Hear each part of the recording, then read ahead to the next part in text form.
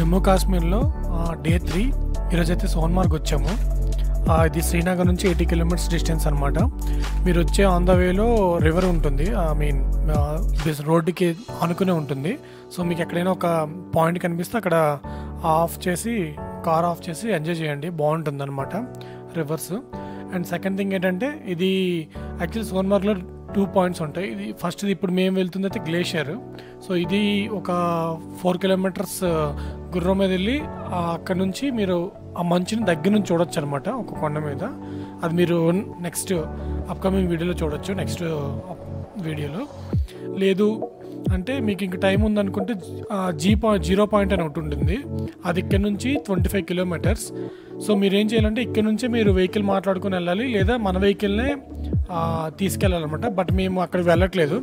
అదేంటంటే అది only snow టైంలో ఉన్నప్పుడే 0 పాయింట్ చాలా బాగుంటుంది. అంటే ఒక వ్యాలీ టైప్ అనమాట. వ్యాలీలో ఫుల్ స్నోతో ఫుల్ కవర్ చేసి ఉంటుంది, అది బాగుంటుంది అనమాట. లేదు మేమైతే ఈసారి 0 పాయింట్కి వెళ్ళకుండా ఓన్లీ గ్లేషియర్కి వెళ్తాం. లేదు మీకు టైం ఉందనుకుంటే ఒకరోజు గ్లేషియర్కి, ఒకరోజు 0 పాయింట్కి అలా ప్లాన్ చేసుకోండి, టైం ఉందనుకుంటే.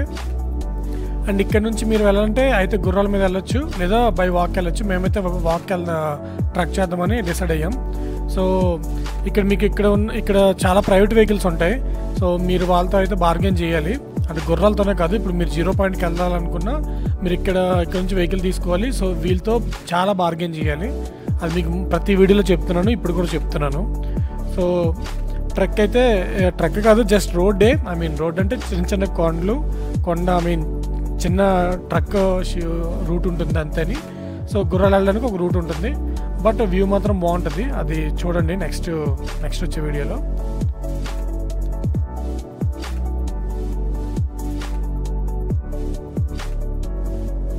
సో అప్డేట్ ఏంటంటే, మేము నడుచుకుని వెళ్దామని డిసైడ్ అయ్యాం.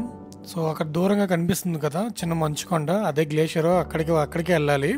సో మేమేంటంటే గుర్రాలు వెళ్ళే రూట్ కాకుండా సైడ్ నుంచి తీసుకుని, ఎందుకంటే అది బాగా డస్ట్ అయిపోయింది, అంటే ధూళి అయితే చాలా ఎక్కువ వస్తుందని చెప్పి.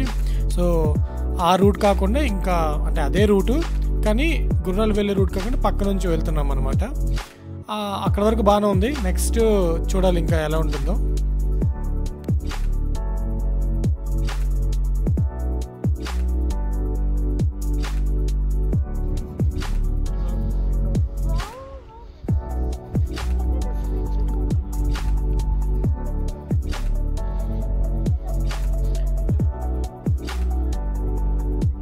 ఎక్కలేని ఫీట్స్ అని చేస్తున్నారు, ట్రెక్ పాత్ లో రాకుండా అన్ని షార్ట్ కట్స్ వెళ్తాం. బట్ నాకైతే ఇది అంటే డేంజర్ లేదు, బట్ ఇది ఒక ఎక్స్పీరియన్స్ అంతే. నాకైతే ఈ ఎక్స్పీరియన్స్ చాలా నచ్చింది. ఆ ఫ్రంట్ నందిని ఒక అమ్మాయి వెళ్తుంది చూసారా, ఇంత ఉంది, కానీ ఆ అమ్మాయి అసలు మామూలు డేరింగ్ కాదు, జమ్ముని వెళ్ళిపోతుంది, డాక్టర్ పిల్ల. సో ఇంకా మేము 2 కిలోమీటర్స్ కవర్ చేసాం ఇప్పటి వరకు. బట్ ఇదైతే మాకు మంచి ఎక్స్పీరియన్స్. ఒక బ్యాచ్ తో వస్తే మాత్రం ఇంక మంచి ఫన్ ఉంటుంది. ఈ సిరిచందన లాంటి వాళ్ళు వస్తే మాత్రం కొంచెం లేదు, తలకాయ వస్తుంది. అది మీరు ఇంగ్లీష్లో చెప్పారు, నేను తెలుగులో చెప్పాను. సో అక్కడ చూసారా గ్లేషియర్, ఇంకా అక్కడ వరకు వెళ్తామని తెలియదు. బట్ ఇక్కడ మధ్యలో ఒక రివర్ వస్తుంది.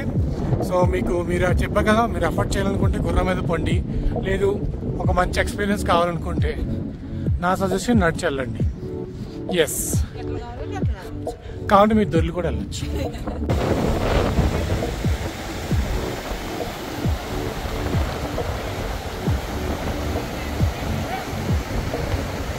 సో గ్లేషియర్ దగ్గరికి వెళ్ళాలంటే మధ్యలో ఒక వాటర్ స్ట్రీమ్, అదే రివర్తో కూడిన ఒక బ్రిడ్జ్ వస్తుంది, అది మనం క్రాస్ చేయాలి.